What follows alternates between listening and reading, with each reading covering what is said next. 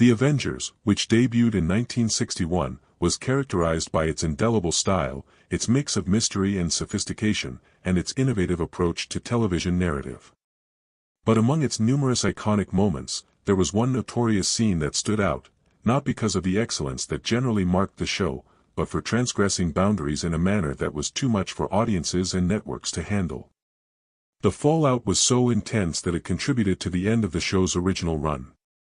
What was it about this moment that made it so unforgettable, and why did it spark such fierce backlash? Could this single scene hold secrets that even the most dedicated fans never expected? To get it, we have to go back to the start, to the problems, successes, and cultural currents that transformed the Avengers and its trajectory from humble crime drama to revolutionary cultural icon. If this kind of story touches your heart, if you're someone who cares about truth, responsibility, and speaking up for the voiceless, please like this video, subscribe to our channel Spark Science, and share it with someone who should hear it. Let's get started. When the Avengers initially debuted on television, it was quite different from the hip, dreamlike show that eventually emerged. It started humbly as a simple crime drama, with a focus on gritty plotting and serious characters. By the mid-1960s, though, it had evolved into something altogether braver, a high-octane spy thriller of surreal flavor that intertwined espionage, satire, and science fiction in a manner audiences had not experienced before. This new boldness made the show one of the most ambitious of its era, but with ambition comes cost, and beneath the sheen were building tensions. Producers, actors, and writers frequently disagreed over where the show was headed, with those disagreements occasionally jeopardizing the very existence of the production. One of the first and most critical moments of tension involved the key casting shakeup in 1965. Honor Blackman, who had been playing the witty and assertive Kathy Gale, had left the series. To take her place, the production hired Diana Rigg as Emma Peel, and her arrival defined nothing short of a new era for the show. With Rigg on board, the Avengers took on a more cinematic tone. Detailed fight choreography, crisper dialogue, quicker pacing, and intricate storylines became the norm. However, with this change came conflicts behind the scenes. Some authors wanted to expand into more futuristic, experimental narratives relying on surrealism, while others desired to maintain the saucy repartee and playful humor that had characterized the earlier John Steed and Kathy Gale relationship. These disparate visions tended to slow down production and created bitter arguments. For Diana Rigg herself, the process was also difficult. A traditionally trained actress with a solid theater background, she anticipated that Emma Peel would be handled as an equal to Patrick Macnee's John Steed. Initially, though, producers were inclined toward showcasing her as a glamorous sidekick or romantic accessory. Rigg fought hard, demanding that Peel be an authentic partner, able to engage in intellectual repartee and physical feats. Her tenacity was causing arguments in the offices of production, where some were worried that assigning too much importance to a female character in a male-oriented genre could disrupt the balance. But Rigg's perseverance finally prevailed.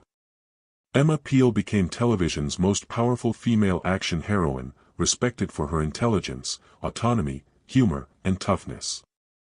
But then another issue arose, one with absolutely nothing to do with character and everything to do with equity. As a co-lead, Rigg learned that she was earning much less than Patrick Macnee.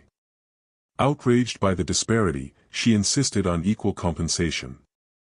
The issue soon made headlines, embarrassing the producers and prompting them to enhance her contract. Although she eventually negotiated improved terms, the acrimony of the struggle hung over her, and in 1968 she chose to depart from the series. Her departure was a watershed, but it was not the sole difficulty. Patrick Macnee, the sole standing figure of the Avengers, who performed the unruffled John Steed, battled his own problems. Known for his charm and professionalism, he was well liked by many, but rumors suggested that not all co-stars found him easy to work with. Honor Blackman occasionally found his humor irritating, which caused frostiness between them. With Diana Rigg, the tension was different, stemming more from questions of creative control.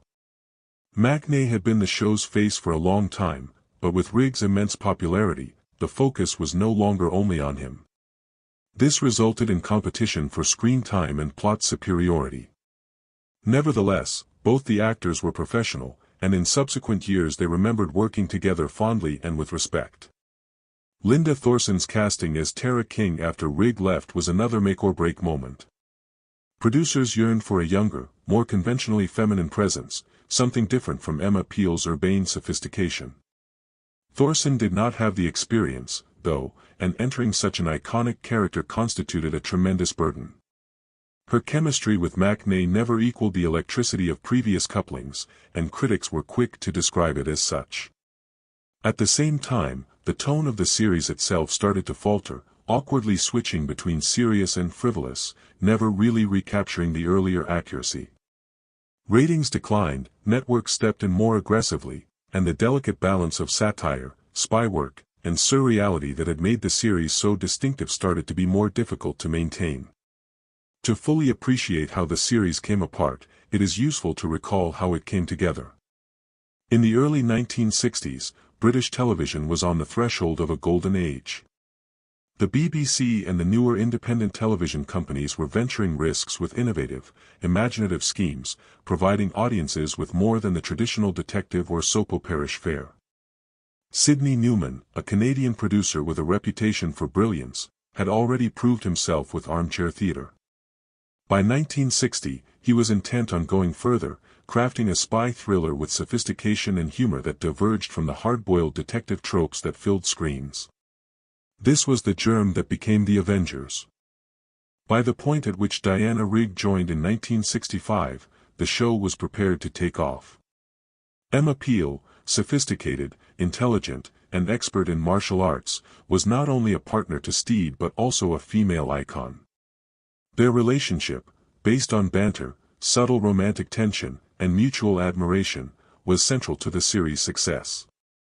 Unlike most female characters of the era, Peel was not only capable of saving herself but often saved the day. The surrealist touch added during her tenure, with bizarre villains, strange experiments, and fantastical plots, made the Avengers one of the most stylish and influential series of the 60s. But as the 60s expired, the cracks were starting to appear. Low ratings, in-house battles, and network interference all eroded the magic. And then there was the infamous moment. During its broadcast lifespan, the Avengers had fed on defying conventions, blending elegance, action, and satire. But towards the end, one moment pushed the envelope too far. This episode has been the subject of rumor ever since it was speedily withdrawn from circulation. Surviving reports imply that it had a more sinister tone than normal, with suggestions of psychological sadism or political overtones being out of place with the light-hearted style audiences were used to. It was either the disturbing realism of the scene or the clandestine social commentary, they claim, that unsettled viewers, thus making broadcasters anxious. Whatever it said, it lacked the playful remove that permitted the series' violence and oddity to remain within the bounds of acceptability. Rather, it was too raw, too real. Coming at a time when British authorities were cracking down on TV violence, and American networks such as ABC feared conservative backlash, this was enough to send alarm signals. Executives feared a scandal, advertisers pulled back, and the episode was banned before it could air widely. Though some regional broadcasts slipped through, no official copies survived syndication. The secrecy only fueled rumors. What exactly happened in that scene? Fans speculated for decades, but the truth remained hidden, adding to the show's mystique. Alas, the storm hit at the worst time. Already reeling from cast defections and creative fall-off, The Avengers was unable to resist the blow. Critics assailed the series for losing its chic wit in favor of tacky shock, and audiences wandered off. Networks lost faith, advertisers withheld support, and by the late 60s, the series was over. But its impact could not be wiped away. Even when it was cancelled, The Avengers continued as a cultural force. Its influence extended beyond fashion, with Steed's bowler hat and umbrella symbolizing British fashion, and the leather catsuits and mod designs of Gale and Peel being copied by trends and designers. Worldwide, it paved the way for subsequent British shows to find international success, showing that UK television could appeal worldwide. Above all, It reinterpreted gender roles on TV by turning Kathy Gale and Emma Peel into trailblazing female action heroines who inspired an entire generation. The myth of the censored scene was incorporated into its history, transforming scandal into myth. Reboot efforts followed in 1976 with the new Avengers, featuring Patrick